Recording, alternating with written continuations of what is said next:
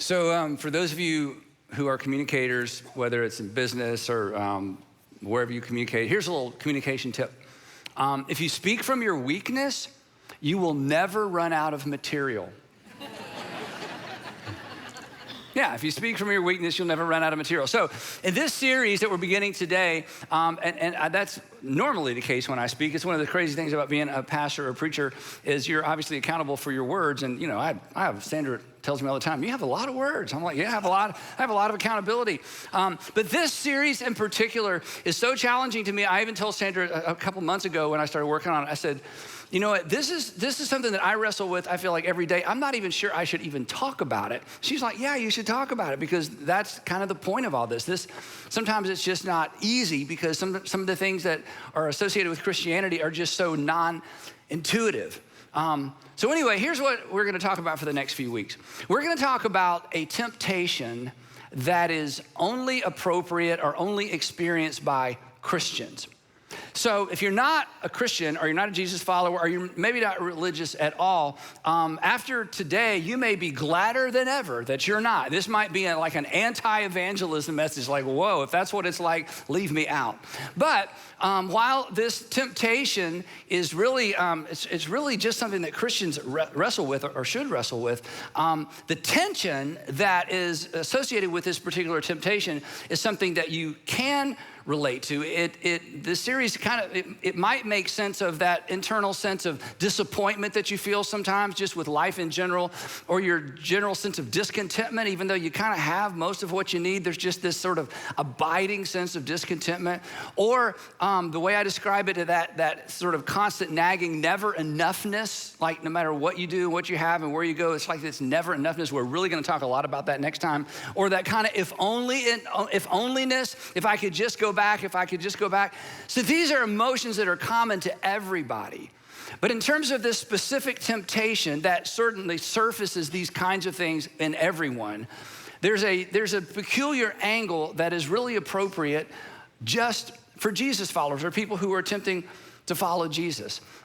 It's actually one of the temptations that Jesus faced. That Matthew and Luke both tell us that Jesus was by himself, alone at a very difficult time, physically worn out, and that during that time, he was tempted personally by the devil. Now, unfortunately, most Christians think the devil is like God and is omnipresent, but there's no evidence of that. And you're like, oh, the devil was, messing with me. I'm like, I don't think you're that important. But anyway, okay, maybe you are, I don't know. Anyway, so the Gospels tell us, and Matthew and Luke, Luke investigated this, and Matthew was with Jesus constantly, tell us that Jesus was alone, he was physically depleted, and he was actually tempted directly by the devil. And the third temptation that many of you are familiar with, the third temptation is the temptation that many of us as Christians are tempted with, but it is so subtle. I think most of us don't even know when it's happening. Here's what the text tells us. That the devil led him, Jesus, to a high place, and he showed him in an instant, we can't explain this, all the kingdoms of the world. And Matthew says, and their splendor. Maybe they were up on a mountain looking at the city of Jerusalem at night, all lit up, that just kind of represented all the kingdoms of this world. Or maybe it was something beyond that. We don't know. But they're there looking at something, and the tempter says to Jesus, look at it, take it in. I was trying to think of something that we could relate to, and all of my illustrations fall way short, but here's I'll take a shot. It's like, you walk into a car showroom, and they got all the lights just right, and you see that car. In fact, you see all the cars, and it's like, I want all the cars. It's kind of, for those of you who are car people, it's an emotional thing. It's like, I either got to get a car or get out of here. It's just this, it's just so much taken. Or years ago, I took my son Garrett, we went to the Atlanta Boat Show. Oh my goodness, it was just toys everywhere, shiny toys everywhere. And we were there about an hour and a half. I said, we got to get out of here. Garrett's like, we got to get out of here. It's just sensory overload. It's like, take it all in. Or maybe you've done a tour of homes. You ever done a tour of homes? And they got all the cool kitchen stuff, and the refrigerator talks to you, and the washer and dryer, you can start it and stop it from Africa, it doesn't matter. And they got all the windows move and the shades move. And that's just the first house. Then you go to the second house. And it's like, It's really the tour of discontentment is what it is.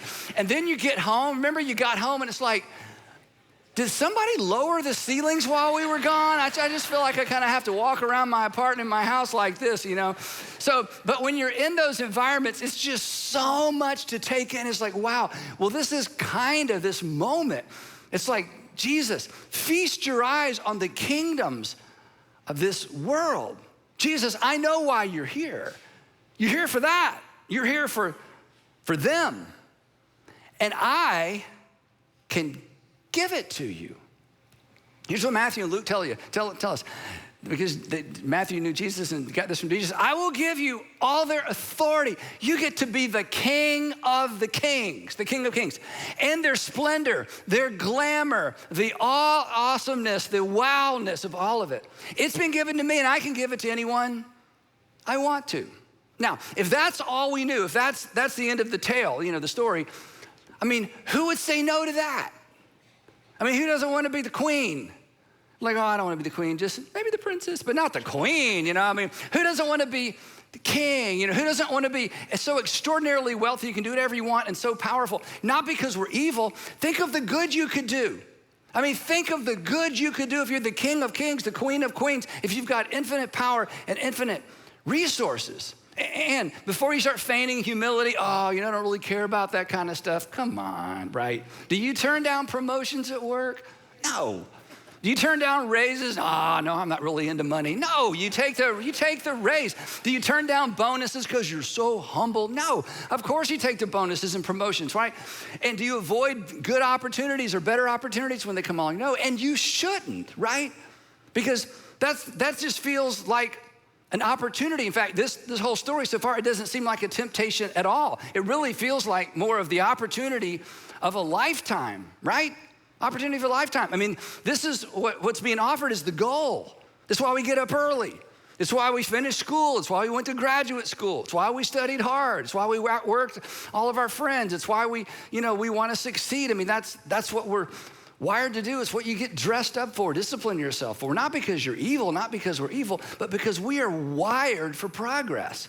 We are wired for creativity. We are created in the image of God. And God looks at chaos and brings order out of chaos, and that's what we do. You walk into an environment that's chaotic, and what do? You just bring order to it. That's what we do, whether it's your home or business. We were made and built to achieve. God's the most creative being and created creativity. We're creative. So all of that is good. We're hardwired for some of that. Different expressions, different senses of intensity around some of those things. But all of that's good. But as you know, in the encounter with Jesus, there's a trade-off. And this is where we begin to enter the story, and this is where this becomes more temptation than maybe opportunity. All this, the tempter says, I will give you. All you gotta do, a little bit of a trade, all you gotta do is bow down and acknowledge me as your authority. All you gotta do is acknowledge that I'm the source of all these good things. You just once, just for a moment, just acknowledge me as your king. Now, if you're not a Christian or not a theist, you know, I've already lost you. I lost you after my little opening thing about communication because you're like, Andy, silly Christians, there's no such thing as a devil. There's no devil. Come on. There's just what we see and there's what we get. So if there's an opportunity to achieve, if there's an opportunity to excel, if there's an opportunity to win, if there's an opportunity for advancement, it's just that, Andy. It's an opportunity. It's not a temptation. You've lost me. I mean, think about it. I mean, this is true for all of us. We're not tempted to succeed. We're not tempted to achieve. We're supposed to. And if that's not what you do, people wonder, what's the matter with you? Get up off the couch, finish school, go back to school, you know, take the headset off, shut down the game console, you know, go do something with your life. I mean, that's just what we're supposed to do. We're not tempted to be successful. We're tempted to be lazy, right? So the whole thing's a little bit strange. Back to the story with Jesus. So the tempter says, hey, all of this I'll give you. All you got to do is just acknowledge me as the source of all these things and acknowledge me as your king, and boom, you can have them. And you know what happens next? Jesus said, away from me, away from me. And this is the important part, I don't want what you're offering. you're offering the opportunity to rule like every other ruler. You're offering the opportunity to be a king like every other king. You're offering me kingdoms like every other kingdom. And that's not what I came for. In fact, you can't give me what I came for because the world has never seen what I came for. So away from me. For it is written, and then he quotes from the Old Testament, it is written, worship the Lord your God and serve him, God, only.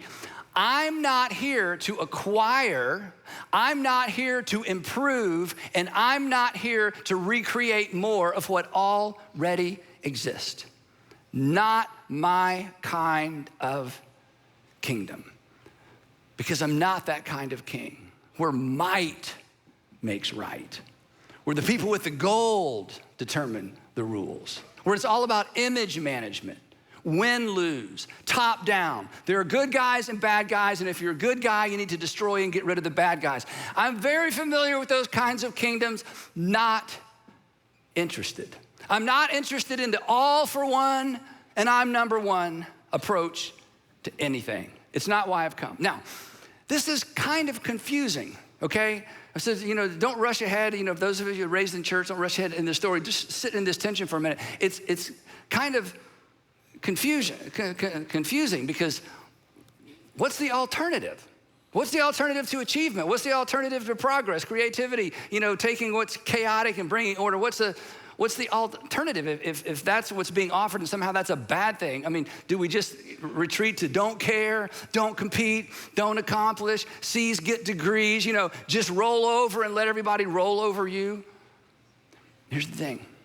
If all there is to this life is what we see, if all there is to this life is this life, then it is in fact a win-lose world. And if all there is to this life is what we see and it's a win-lose world, there is no advantage to losing. If the value system that you work in, the value system you compete in, the value system you go to school in, if the value system that we're all sort of just, dunked into and saturated with everywhere we go, if that's our only option, then we're only left with one good option. That is, we have to strive in order to thrive, and we have to strive in order to survive because it is a win-lose world. And like it or not, there are winners and there are losers, and some people can compete better than other people, and you just gotta claw your way to the top and kind of try to stay there and then go to church on Sunday, sing some songs, and ask God to help you stay there or get there. I mean, what are the options? Is there another option? I'm a natural-born striver. My dad was a striver, and that's not a criticism of him or me. I mean, it's just in me. It's in so many of you to strive, right? You were either raised that way, or maybe your father wasn't enough that way, and you thought, I'm not repeating that family history. I'm going to do something, make something of my life. My family's never going to go without, or I'm going to marry into a family where I don't have. You decided I'm going to strive if that's what it takes to survive, because I've seen what happens when you take your foot off the accelerator, or you just hit hard times and you don't know what to do. So there's some of that in all of us. For some of you, it's been a matter of survival, so I'm not even being critical. But is that the only option? Well, here's the good news, and if you've been coming for a while, we say this all the time, but in different ways, there is another option. Jesus, according to Jesus, there's not only another way, there's a better way. He modeled the way. And it is a way I am tempted to abandon and ignore every single day. Because not only does the way of Jesus mitigate against culture and everyone around me and pretty much everything around me, it also strikes up against and flows against my selfish nature, the all about me part of me. But as we say all the time, there's a better way. The way of Jesus is better. The way we say it is following Jesus will make your life better. Following Jesus will make you better at life. It'll make you a better woman. It'll make you a better man, a better husband, a better father, son, daughter, employer, employee. Following Jesus will make your life better. Following Jesus will make you better at life because he offers a completely different way of living that is in a completely different direction. But it is so subtle. It is so not intuitive. It is so against the flow that it's easy to think we're in the stream with Jesus when in fact we're just in the stream with culture, except we wear a cross and we know the songs and we pray that God will help us out-compete and win against everybody that we're competing against and trying to win against. The way of Jesus is better for you, and it's better for the yous around you. And here's the thing, and we're gonna go here in week 3 a little bit more, but just a heads up so you don't check out. Following Jesus will not make you less productive. It will make you better productive. It will not make you less ambitious. You can't even help it. For those of you who are super ambitious, you are hardwired to be ambitious. You can't shut that down. That is in some ways the image of God, and it won't make you less ambitious. It will make you appropriately ambitious. It won't make you less successful, but it will change your definition and my definition of success. So in these few weeks, we're gonna unpack all of this, and we're gonna learn to identify when we are being tempted to abandon the way of Jesus. And to get us started, his response to the tempter is actually helpful in terms of where we're going. Remember, here's what he said when he was tempted. He said, no, I don't want the kingdoms of the world. I don't want what you have to offer. Again, I've not come to replicate something. I've come to introduce something brand new. Worship the Lord your God and serve him only. Now, he lifted this from the Old Testament book of Deuteronomy.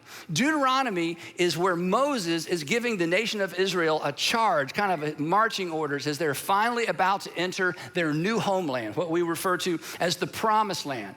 And he's saying, look, when you get in there, you're gonna prosper. Don't forget where you came from. Don't forget your roots. Don't forget that once upon a time, you also were slaves. Don't forget where you came from, and don't forget who put you there. Here's the full text that Jesus is referring to. Here's what Moses said to the people. Be careful that you do not forget the Lord, who is the one who brought you out of Egypt. You didn't bring yourself out of Egypt, out of the land of slavery. Don't ever forget that you were a slave one time.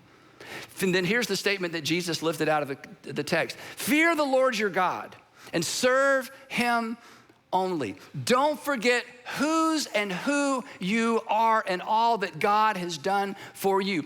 Do not adopt the ways of the nations you are going to be surrounded with. Now, here's something that's so interesting and so confusing sometimes when you read the Bible. In the Old Testament, especially in the years leading up to this moment where Moses sent the people to their promised land, in the years leading up to that, God had out-Pharaoh'd Pharaoh. You know the story about the plagues and all the stuff many of you do. He out-Pharaoh'd Pharaoh. He dipped into the world of the kingdoms of this world, and he humiliated Pharaoh's gods. He destroyed Pharaoh's army. That God literally played by the rules of the kingdoms of this world in order to set the stage for the coming of a kingdom that was nothing like this world. And it was inaugurated by his son, the Christ, the Messiah, the anointed one, King Jesus.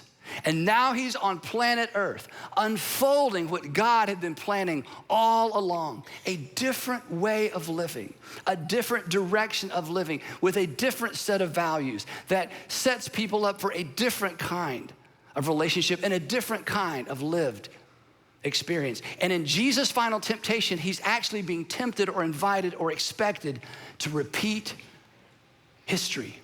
Jesus, just take on the kingdoms of this world and let's just keep this thing going.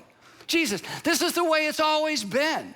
This is the way it will always be. You can't change that, and I'll just give it to you if you'll just take it and just fuel what exists.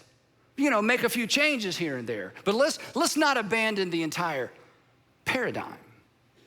He was tempted like we are to embrace the old ways, the expected way, the win-lose way. But Jesus had come to launch a brand new way, the upside down way, the way of the cross, as the Apostle Paul refers to it, as we're gonna refer to it in this series. So Jesus refused the offer. But here's the problem with the way of the cross, and here's the problem with the way of Jesus. Especially in the first century, it was untested. Nobody had ever done this before. This was brand new, it was untested, it was risky. And even his closest followers, we talk about this all the time, they followed Jesus for 3 or 3.5 years. They saw him live out this new kingdom way. That's why you should read the Gospels and ask the question, what do I learn about the Father from the Son? What do I learn about the kingdom of God from the King? They had seen him live this out with people, the wealthy, the not so wealthy, when there was trouble, when things were good. I mean, they saw him live this out. And at the very end, they too are tempted, as Jesus had been tempted, as we're tempted every single day. They were tempted to opt out of the kingdom way, to opt out of the Jesus way, and to opt back into the win-lose way of thinking. When Jesus was arrested, they hoped for another Red Sea moment, where Jesus rips off his rabbi robe and declares himself Messiah and King, and they defeat the Romans, and they reestablish Jerusalem as the epicenter of the world, and the world changes. It's all they knew. It was the only paradigm they had. And again, of course, they forced Jesus into what existed, but Jesus came to do something brand new, entirely different, to establish a different kind of way of thinking and living. So when Jesus was arrested, they were being tested. When Jesus was arrested, they were being tested and tempted just as he was. They viewed his arrest through the lens of win-lose. And Jesus was clearly losing. So they ran, because who would choose to follow the loser? And who would choose to lose? And then 3 days later, they're back. They're back because suddenly they realized, wait a minute, he wasn't kidding. He really is a king. He really is a king to establish something different and something new. And we saw the whole thing and we missed it and we ran and we blinked at the last moment. But now we understand. And these very same men and women went on to take the way of the cross, the message of Jesus, into the world. It's why we're here today. So the icon, we can't even imagine how crazy this is. To first century people, this was crazy. We're just so accustomed to it. The icon for our faith, the icon for the church, the icon for the ecclesia of Jesus is not a sword, it's not a trophy, it's not a checkered flag, it's not an army-eating sea, it's a cross. And in the first century, the cross didn't represent a salvation decision. That's not what it represented. The cross represented a completely different way of living, a completely different way of life. And the person who understood this better than anyone in the first century was the Apostle Paul. And the reason he understood it better than anyone else is because he lived on both sides of this equation. He was an expert and fully devoted to a religious system that was built in and based around the kingdoms of this world thinking, win-lose thinking, progress justifies violence thinking, that the end justifies any means. I mean, this was his religion, this was his world, this was kingdoms of this world. I mean, again, he would say to us, well, what option is there? I mean, it's just this way. It's the world we live in. It's the way it's always been. It's the way it'll always be. That the end justifies the means. That, again, there are good people and there are bad people. Paul would say, I'm part of the good people. We have to get rid of the bad people. But Paul understood better than we do where that approach to life, that approach to religion, and that approach even to the culture of the day, he knew where it would lead because he became the leader. This is amazing, he became the leader on both sides.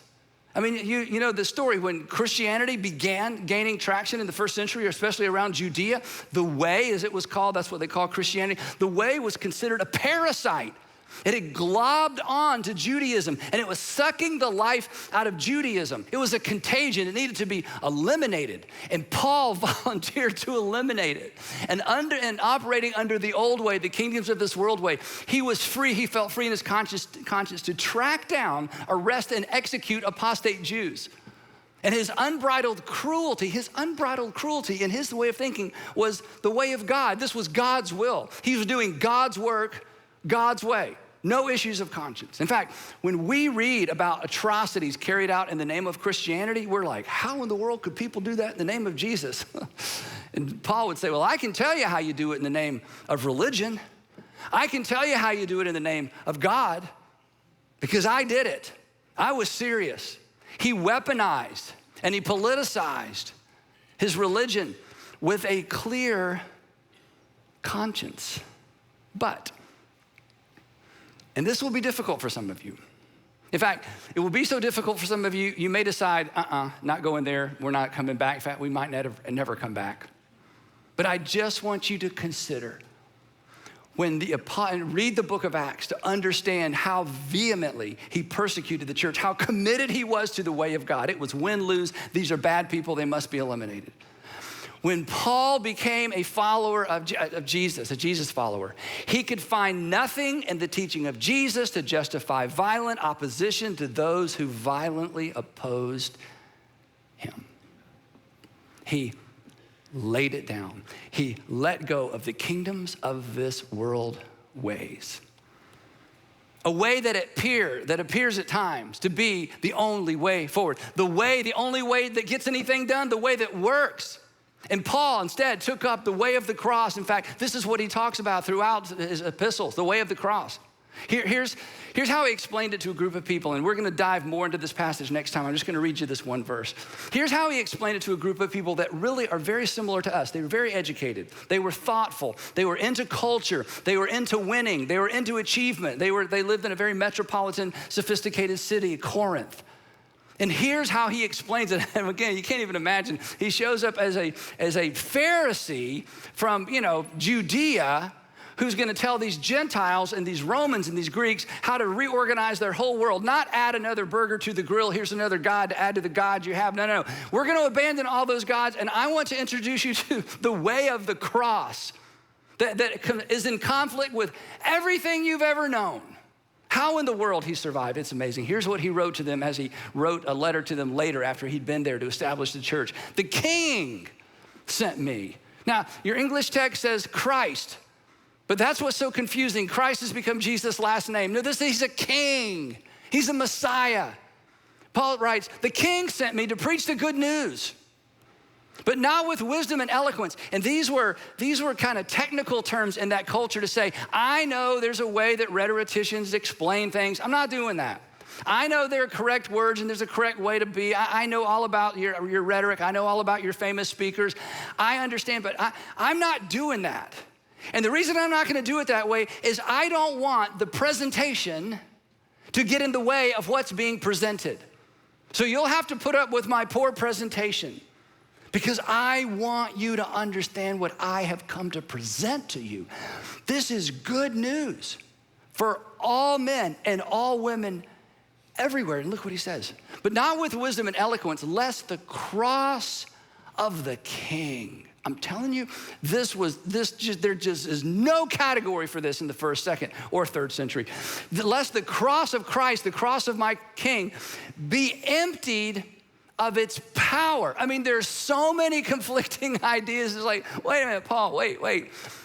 Your King died on a cross? Wait, the Romans killed your King and you want us to worship your King? I mean, you're gonna have to explain that. And what do you mean the cross would be emptied of its power? The crosses don't have power. But listen, crosses are a symbol of powerlessness. If you have a cross, it's over. You've been defeated. It's bottom of the pile. It's oblivion. It's like you never even happened. It's all things to be avoided. And this glaring contradiction actually points to and highlights the otherness, the upside downness of the way of Jesus. The way that maybe you, the way that we are tempted daily to avoid and to abandon, because it's so unnatural. It's rarely modeled. You almost never see it. When you see it, you stop and stare. It's so unusual. It's so, the word he's gonna use, we're gonna talk about next week, it's so powerful. We aren't even aware when we're tempted to abandon it. In fact, currently, this is so disturbing to me. Maybe it doesn't disturb you currently.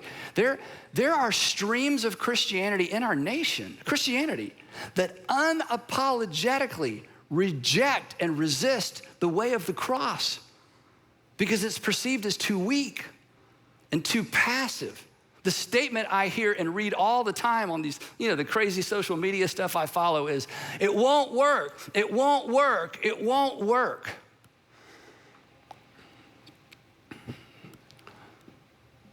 but it did.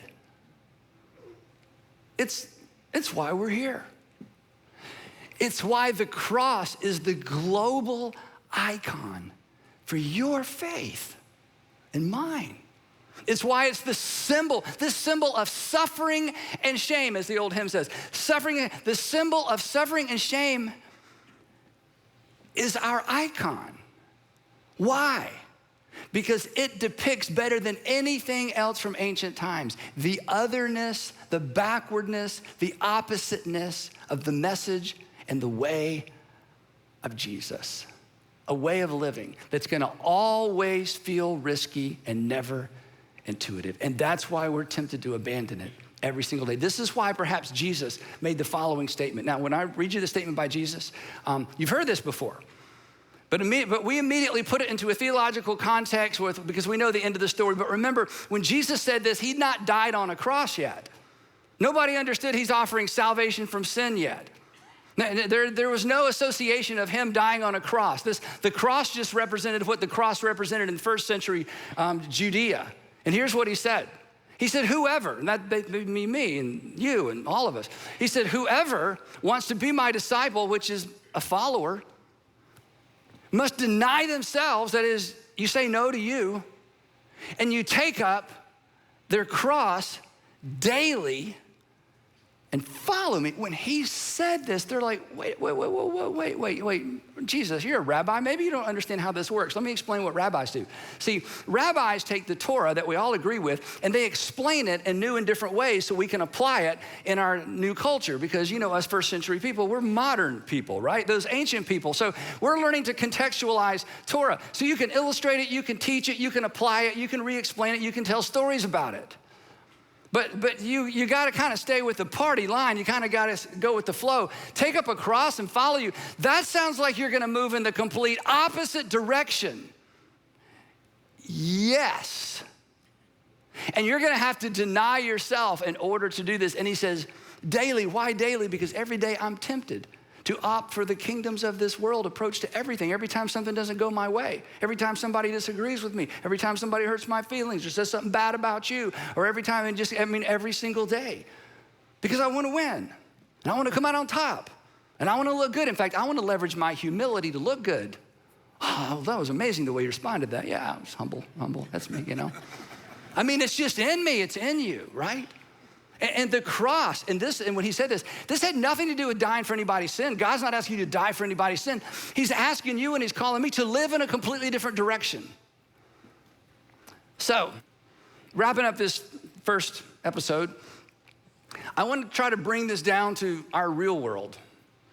Because for some of you, it's like, yes, finally. For others of you, it's like, that is so scary. Others of you, it's like, I really don't even know what you're talking about. You've kept my interest, but I still don't even know what you're talking about. So here's what I want to do. I'm going to give you a little bit of homework to make this practical. I want to encourage you or challenge you. And the thing is, if you're not a Christian, you should play along with this. It's not going to hurt anything, okay? Just think about this. I want to challenge you to take a question with you into this next week, okay? I don't want you to act on it. It's too early, okay? It's too risky, honestly. I don't want you to act on it. I just want you to consider it. And this is, I gotta say this for some people in the room or some people listening. This is for you personally. This is not for the future of the United States of America or, Russian U.S. policy or what's going on in Ukraine or what about the Second World War? Just don't go there. This is for you personally. And I wanna say this. I'm not asking or suggesting that you step back into a toxic relationship. This isn't that. Or that you stay in a toxic relationship or a dangerous relationship. This isn't that. So take those extremes off the table. Otherwise, you're going to talk yourself out of trying this. And this is for you personally. This week, anytime there's a disagreement or a conflict at home, it could be simple. It could be, I had that first. Well, I had it first. I got there first. No, you got there first. Whatever it is. I want you at home, at school, wherever you are, to just ask yourself silently in that point of tension, what would choosing to lose look like in this situation? What would it look like if I just let the other person win? What would it look like to let them go first even though I was here first? What would it look like to just let them take credit even though the credit doesn't belong to them? What would it look like to just defer to them? What would it look like in this situation to choose to let them win? And think about this. There is a big difference. There's a big difference between losing and choosing to lose. Choosing to lose does not make you a loser. Choosing to lose may make you more like your Savior. And here's why. Because choosing to lose is not a sign of weakness. It requires strength, unnatural strength. Some might even say supernatural strength. Let's take Paul's word and stick it in there. We're going to come back to that next week. It requires power. It requires what Paul will refer to in a different book of the New Testament, supernatural resurrection power. And that's why when you see this, you stop and stare, because it is so unusual. It is so uncharacteristic. It is so otherworldly. And this, to some extent, and you got to sort this out in your own world, with your own family, with your own finances, with your own situation. At some point, I have to just stop and trust you with it. This, in some way, reflects and represents the way of Jesus, the way of the cross. What would choosing to lose look like in this situation? And a good place to start might be the parking lot on your way out this afternoon. And we will pick it up there in part 2 of Icon, the empowering invitation of the cross. Let's pray together. Heavenly Father, I so want to get this right. I want to get it right consistently.